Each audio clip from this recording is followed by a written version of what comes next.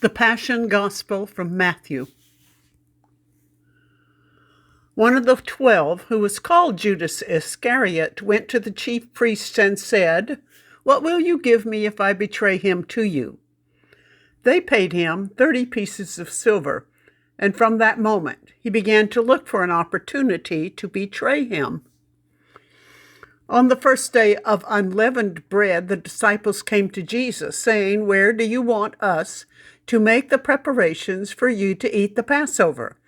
He said, "Go into the city to a certain man and say to him, 'The teacher says, my time is near. I will keep the Passover at your house with my disciples.'" So the disciples did as Jesus directed them, and they prepared the Passover meal. When it was evening, he took his place with the 12, and while they were eating, he said, "Truly I tell you, one of you will betray me." And they became greatly distressed and began to say to him one after another, "Surely not I, Lord." He answered, "The one who has dipped his hand into the bowl with me will betray me. The Son of Man goes as it was written of him, but woe to the one by whom the Son of Man is betrayed. It would have been better for that one not to have been born." Judas, who betrayed him, said, "Surely not I, Rabbi." He replied, "You have said so."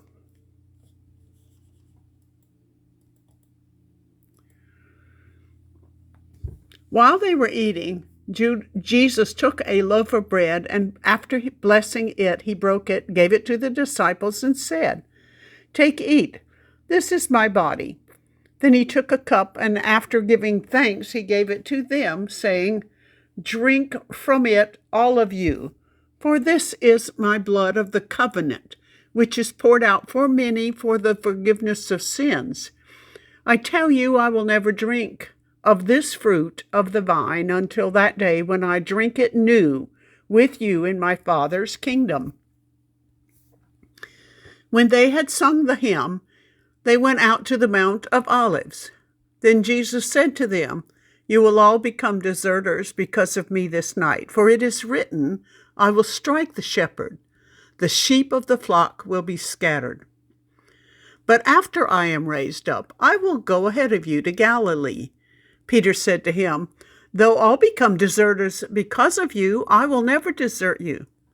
Jesus said to him, "Truly I tell you, this very night before the cock crows, you will deny me 3 times. Peter said to him, "Even though I must die with you, I will not deny you." And so said all the disciples.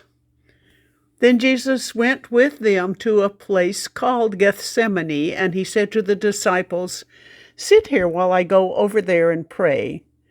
He took with him Peter and the 2 sons of Zebedee and began to be grieved and agitated. Then he said to them, "I am deeply grieved, even unto to death. Remain here and stay awake with me." And going a little further, he threw himself on the ground and prayed, "My Father, if it is possible, let this cup pass from me. Yet not what I want, but what you want." Then he came to the disciples and found them sleeping, and he said to Peter, "So could you not stay awake with me 1 hour? Stay awake and pray that you might not come into that time of trial. The spirit indeed is willing, but the flesh is weak." Again he went away for the 2nd time and prayed, "My Father, if this cannot pass unless I drink it, your will be done." Again he came and found them sleeping, for their eyes were heavy. So leaving them again, he went away and prayed for the 3rd time, saying the same words. Then he came to the disciples and said to them, "Are you still sleeping and taking your rest? See, the hour is at hand, and the Son of Man is betrayed into the hands of sinners. Get up, let us be going. See, my betrayer is at hand." While he was still speaking, Judas, one of the 12, arrived. With him was a large crowd with swords and clubs from the chief priests and the elders of the people. Now the betrayer had given them a sign saying, "The one I will kiss is the man, arrest him." At once he came up to Jesus and said, "Greetings, Rabbi," and kissed him. Jesus said to him, "Friend, do what you are here to do." Then they came and laid hands on Jesus and arrested him. Suddenly one of those with Jesus put his hand on his sword, drew it, and struck the slave of the high priest, cutting off his ear. Then Jesus said to him, "Put your sword back into its place, for all who take the sword will perish by the sword. Do you think that I cannot appeal to my Father, and he will at once send me more than 12 legions of angels? But how then would the scriptures be fulfilled which say it must happen in this way?" At that hour Jesus said to the crowds, "Have you come out with swords and clubs to arrest me as though I were a bandit? Day after day I sat in the temple teaching, and you did not arrest me. But all this has taken place so that the scriptures of the prophets may be fulfilled." Then all the disciples deserted him and fled. Those who had arrested Jesus took him to Caiaphas, the high priest, in whose house the scribes and the elders had gathered. But Peter was following him at a distance, as far as the courtyard of the high priest, and going inside, he sat with the guards in order to see how this would end. Now the chief priests and the whole council were looking for false testimony against Jesus so they might put him to death, but they found none, though many false witnesses came forward. At last 2 came forward and said, "This fellow said, 'I am able to destroy the temple of God and to build it in 3 days.'" The high priest stood up and said, "Have you no answer?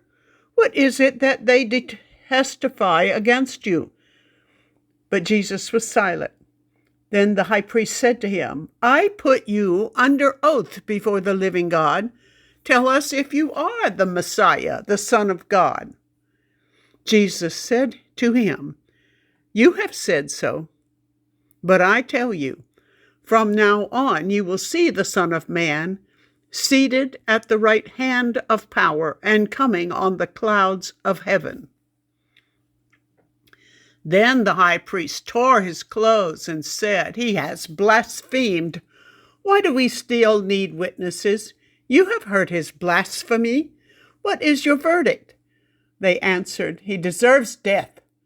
Then they spat on his face and struck him, and some slapped him, saying, "Prophesy to us, you Messiah. Who is it that struck you?"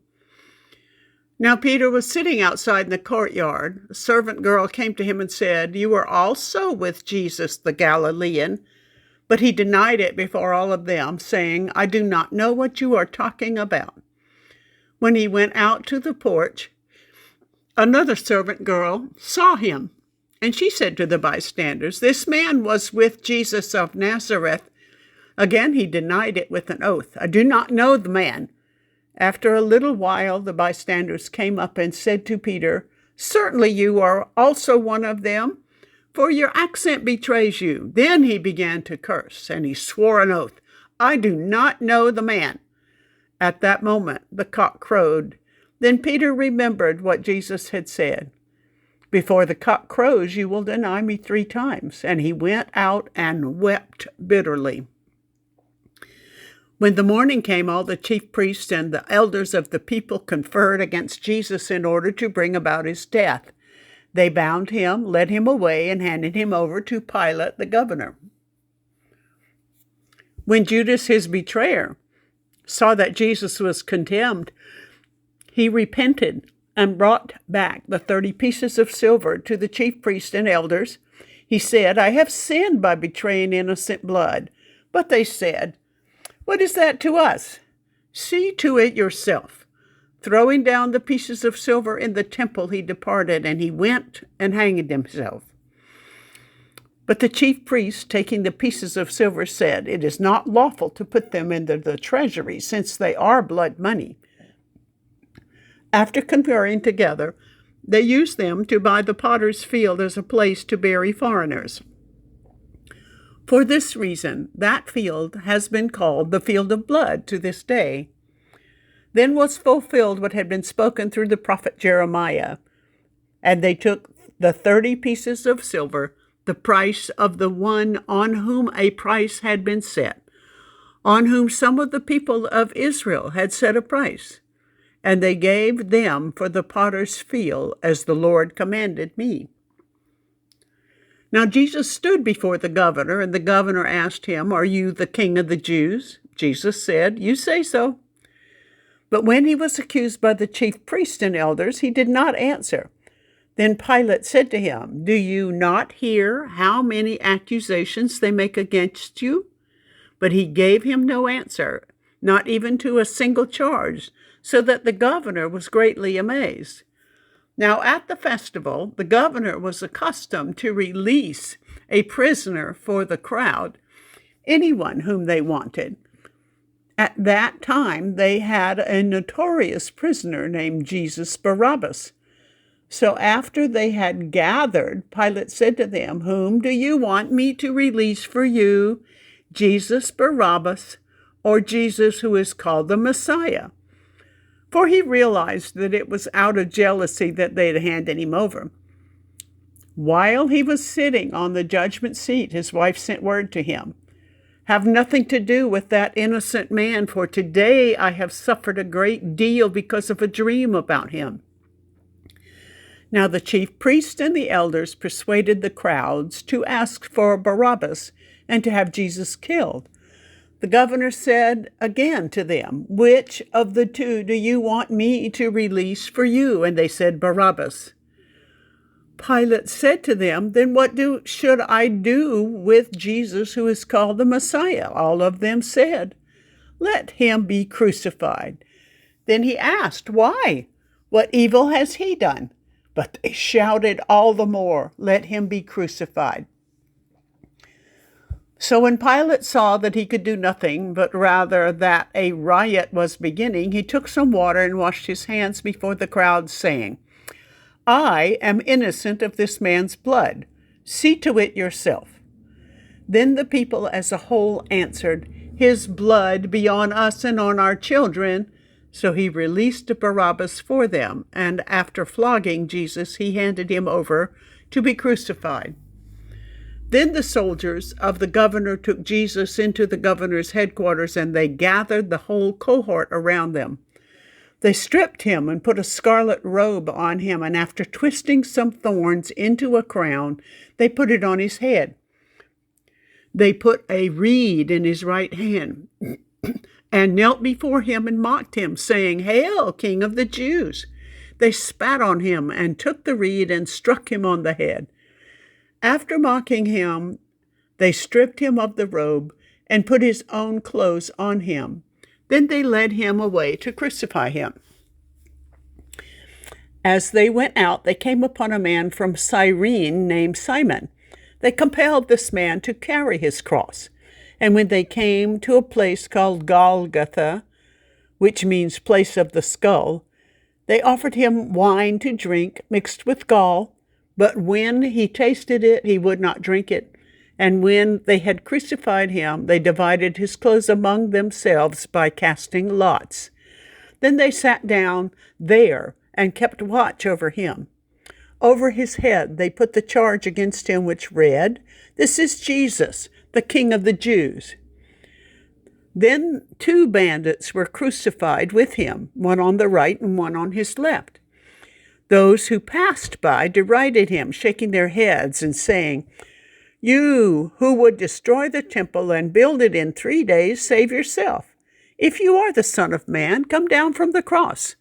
In the same way, the chief priests also, along with the scribes and elders, were mocking him, saying, "He saved others, he cannot save himself. He is the King of Israel. Let him come down from the cross now, and we will believe in him. He trusts in God. Let God deliver him if he wants to, for he said, 'I am God's son.'" The bandits who were crucified with him also taunted him in the same way. From noon on, darkness came over the whole land until 3 in the afternoon. And about 3 o'clock, Jesus cried out with a loud voice, Eli, Eli, lama tabachthani. That is, my God, why have you forsaken me? When some of the bystanders heard it, they said, this man is calling for Elijah. At once one of them ran and got a sponge, filled it with sour wine, put it on a stick, and gave it to him to drink. But the others said, wait, let us see whether Elijah will come to save him. Then Jesus cried again with a loud voice and breathed his last. At that moment, the curtain of the temple was torn in two from top to bottom. The earth shook and the rocks were split. The tombs also were opened, and many bodies of the saints who had fallen asleep were raised. After his resurrection, they came out of the tombs and entered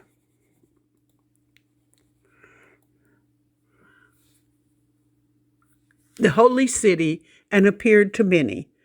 Now when the centurion and those with him who were keeping watch over Jesus saw the earthquake and what took place, they were terrified and said, truly, this man was God's son. Many women were also there, looking on from a distance. They had followed Jesus from Galilee and had provided for him. Among them were Mary Magdalene and Mary, the mother of James and Joseph, and the mother of the sons of Zebedee. When it was evening, there came a rich man from Arimathea named Joseph, who was also a disciple of Jesus. He went to Pilate and asked for the body of Jesus. Then Pilate ordered it to be given to him. So Joseph took the body and wrapped it in a clean linen cloth and laid it in his own new tomb, which he had hewn in the rock. He then rolled a great stone to the door of the tomb and went away. Mary Magdalene and the other Mary were there, sitting opposite the tomb. The next day, that is, after the day of preparation, the chief priests and the Pharisees gathered before Pilate and said, Sir, we remember what that impostor said while he was still alive. After 3 days I will rise again. Therefore command the tomb to be made secure until the third day. Otherwise his disciples may go and steal him away and tell the people he has been raised from the dead, and the last deception would be the worse than the first. Pilate said to them, You have a guard of soldiers. Go, make it as secure as you can. So they went away with the guard and made the tomb secure, sealing the stone.